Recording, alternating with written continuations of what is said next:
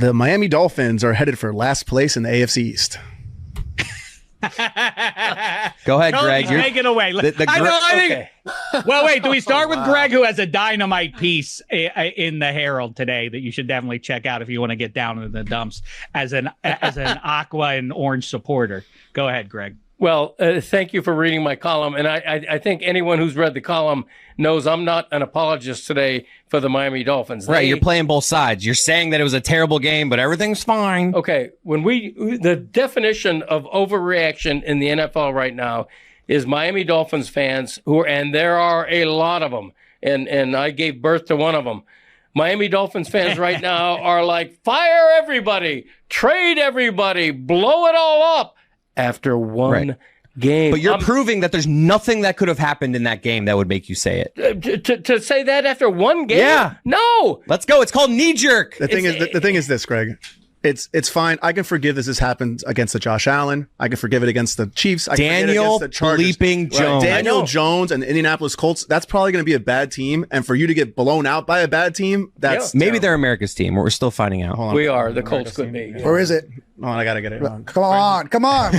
We're counting on you to be on top of this stuff. By the way, whoever just said that, there were so many voices, I'm not even sure who deserves credit for that one, but that's exactly right. There are two teams, as some people need reminders in every one of these games.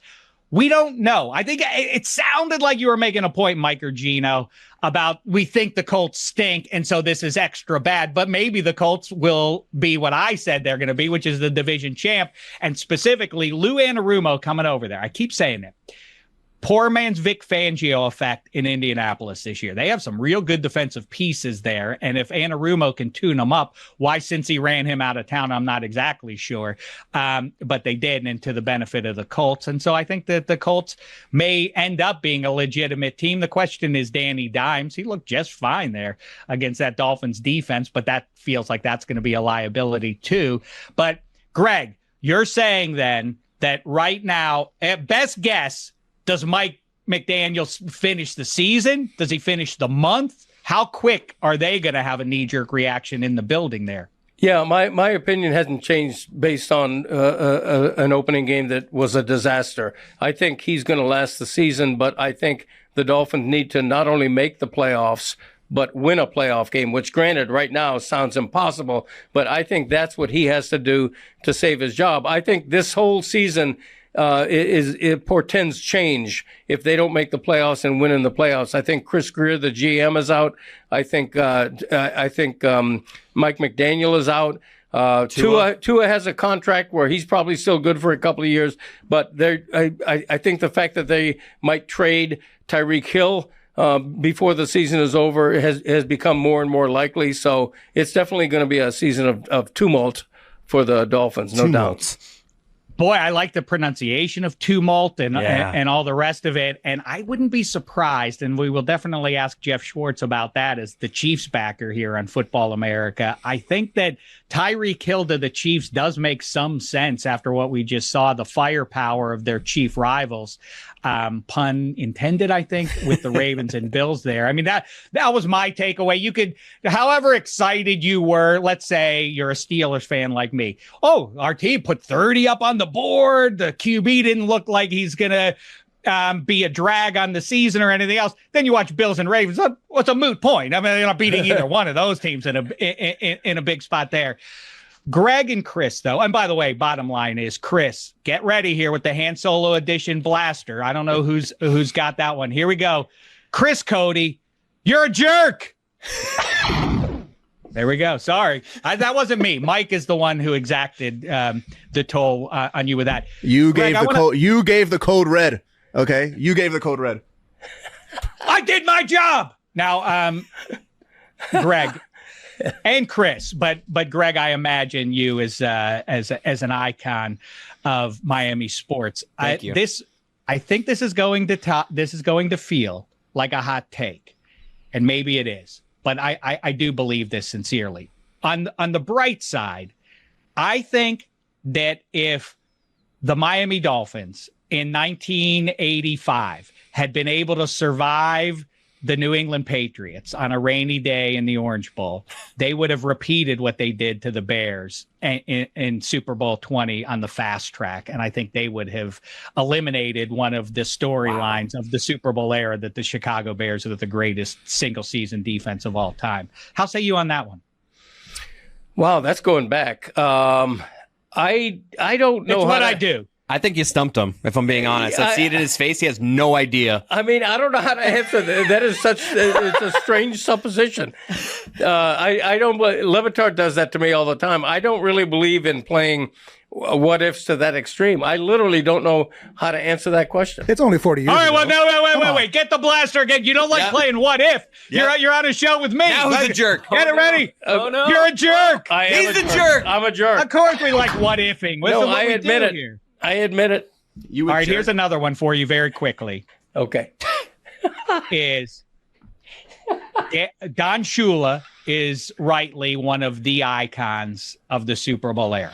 However, he failed Dan Marino by bad draft after bad draft after bad draft. Mark Clayton and Mark Duper were very good pass catchers. Yep. Neither one of them is in the Hall of Fame. He kept trying to hammer away at defense and otherwise, never got that team right. He was outmoded as a coach, a guy who wanted to run the ball, as Dan Marino, the guy at the trigger, was lighting up the NFL in a way no one had ever seen before. And really, only now are some of these quarterbacks starting to catch up with what Marino first displayed for us in 1984. Don Shula failed Dan Marino. How say you? I like this one. I could argue as effectively that Dan Marino failed to win a Super Bowl with so much talent around him, particularly offensively, including those two receivers. But in retrospect, that aren't Hall of Famers. In retrospect, they should be. At least one of them should be. In retrospect, I don't think you're wrong about Don Shula, and I think that was a regret of his. I did one of the last interviews with him in his home office, and he expressed some regrets. He expressed that I said, "What is a regret that you still have? We couldn't win another one for Danny. We couldn't win another one for Danny." I think he realized that when you go the last 30 years of your career without replicating your 2 Super Bowl wins, you have failed in a manner. Now, is he still one of the all-time greatest coaches who deserves all the accolades he's gotten? Yeah, but to your point, I can't disagree with that. And I think were he here today, he'd be about 120 years old. But were he here today, I think he would have to nod and agree. I picture his office looking like Saban's did at Alabama. Oh, it's like great. Very like old but wood. He's got replicas of the 2 Super Bowl trophies way up there. It's great. Yeah. Listen. Well, you know what? I think that was just an hors d'oeuvre. I think we need to do a deep dive on this case. Greg and Chris Cote, dynamite stuff, though, in your first turn. We appreciate you making time for us here on Football America. I hope we can do it again sooner rather than later. As we say goodbye to the Cotes, though, and do make sure you're checking out the Greg Cote Show, obviously, in with Levitard, both fellas all the time, and making the show better that way. Make sure you check out in the Miami Herald, Cote's new piece there about the state of the Dolphins. I'm sorry for you, Chris, because I do think I disagree with your old man. I don't think this is the start that the Dolphins needed. I think that there is a real chance that they can start their spiral. Yep. And I mean, that McDaniel story is not going away, because it felt like the team just no-showed their head coach. And that was the buzz for the month preceding kickoff. Yeah. And now it looks like that's exactly what happened. Like, yeah, we ain't inspired. Let's hire another offensive specialist, huh? We brought 6 in during the offseason. Bobby Slowick, get out of here. Okay. I don't want to be the voice of reason here. Somebody's got to be. All right, he just said bye to us. The Dolphins are favored to beat New England in 6 days. Oh, we're back. Oh, I'm just saying. I feel better. I tried to broom Greg Cote, but he didn't listen. Get the blaster out one last time. Greg Cote, you're a jerk.